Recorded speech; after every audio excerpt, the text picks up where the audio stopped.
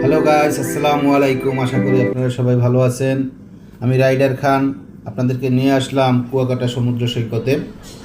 কুয়াকাটা সমুদ্র সৈকত এসেই আমার ছেলে মেয়ে সমুদ্র সৈকত দেখে অভিভূত হয়ে সাথে সাথে সমুদ্র সৈকতে নেমে যায় এবং আমরাও গাড়ি থেকে নেমে আসি।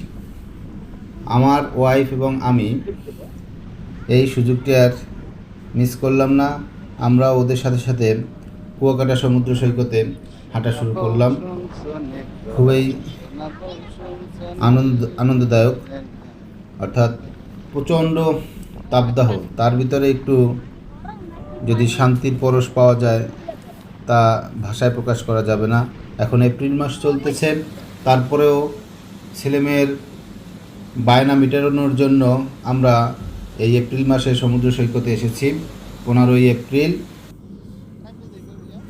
সাগরকন্যা কুয়াকাটা এমন একটি জায়গা যেখান থেকে সূর্য উদয় এবং সূর্যাস্ত উভয় দেখা যায়। পৃথিবীর আর কোনো সমুদ্র সৈকত থেকে এরকম ভিউ পাওয়া যায় না। আমি আপনাদেরকে দেখাবো কিভাবে সূর্যাস্ত হয়। আমরা কুয়াকাটা সমুদ্র সৈকতে গোসল করতে নামবো। অবশ্য আমার ছেলে মেয়ে আগেই নেমে গিয়েছে, আমিও নামলাম এবং আমার ওয়াইফ ভিডিও করতেছে।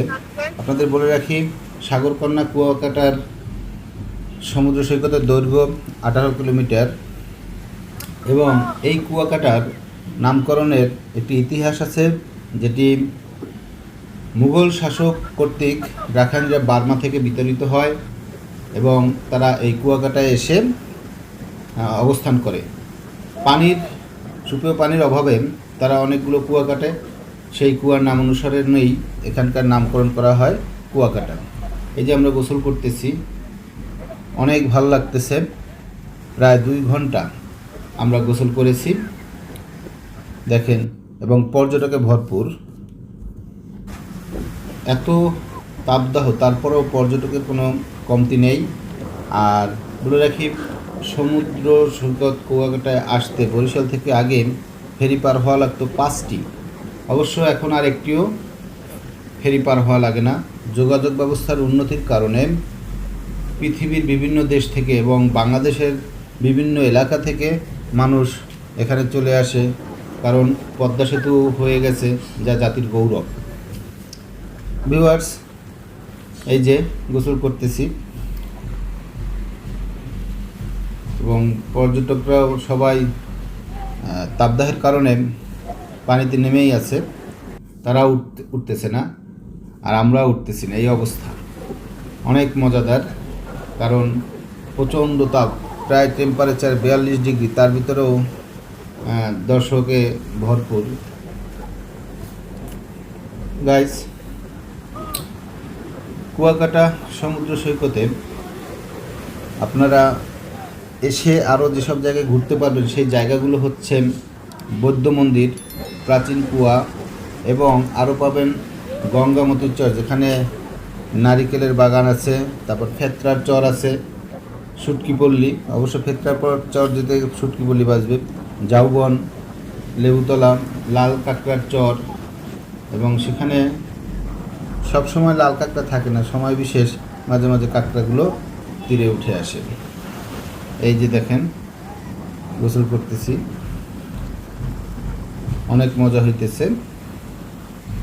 গাইস, ওই যে আমার ছেলে দাঁড়িয়ে আছে, দেখুন সমুদ্র কত উত্তাল এবং শো শো শব্দ হচ্ছে।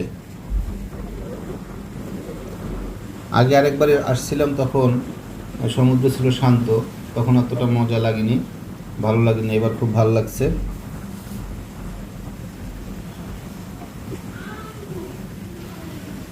আমি আমার মেয়েকে আরও একটু সমুদ্র ভিতরে নেওয়ার চেষ্টা করতেছি। ও আসতেছে না, ও ভয় পায়, ও সাঁতার জানে না, ঢাকা শহরে থাকে, এই জন্যই সাঁতার জানে না। গ্রামে নিয়ে অনেক চেষ্টা করেছি, ওকে সাঁতার শেখানোর, কিন্তু অনেক ভয় পায়। এই যে দেখেন চিল্লাচিল্লি করতেছে। আপনাদের বলেছিলাম যে সূর্যাস্ত দেখাবো, এই যে দেখেন কিভাবে সূর্যাস্ত হচ্ছে কুয়াকাটায়। Viewers, তাপদাহের কারণে আমরা বিকালে টায়ার্ড হয়ে পড়ি, যার কারণে আমার আগে ভিডিও করা ছিল সেই ভিডিওর অংশবিশেষ আপনাদেরকে আমি দেখালাম। এবং রাতের বেলা আমরা সমুদ্র সৈকতে যাই আর একটু ফ্রেশ হওয়ার জন্য। এখানে গিয়ে দেখি যে এই যে ভার্সিটির শিক্ষার্থীরা তারা দল বেঁধে আসছে এবং তারা গান করতেছে। আপনারা গান শুনুন। আশায় আছি তোমার লই বন্ধু বেকার আশায় আছি। ভিউয়ার্স, আমি ওদের সাথে একটু তাল মিলানোর চেষ্টা করতেছিলাম। সমুদ্র সৈকত থেকে আমরা এখানে আসছি মটকা চা খাওয়ার জন্য, যার একটি রিল আপনারা পেয়েছেন। কোন কারণে ভালোবাসার দাম না দিলা, তুই কোন দূষণ পার ভালোবাসার দাম না দিলা। রাতের পর্ব শেষ করে পরের দিন আমরা ঢাকাতে চলে আসব, তাই আরেকবার সমুদ্র সৈকতে যাই যে আমরা আরেকটু সমুদ্রটাকে দেখে যাই। সমুদ্রর বিশালতা দেখলে বোঝা যায় আল্লাহ কত মহান। তাই আমাদের উচিত আল্লাহর সৃষ্টিকে দর্শন করা, তাহলে আল্লাহর প্রতি সবারই শ্রদ্ধা বেড়ে যাবে। এটা একটি ঘুড়ি উঠতেছে, আপনারা আবার কেউ পাখি মনে করবেন না, ঘুড়ি তৈরি করছে এবং এগুলো বিক্রিও হয়। আমার ছেলে কিনতে চেয়েছিল, আমি কিনে দেই নাই, কারণ ঢাকাতেও একা উড়াতে পারবে না। সবাই ভিডিওটি দেখবেন, লাইক কমেন্টস ও শেয়ার করে সাবস্ক্রাইব করবেন।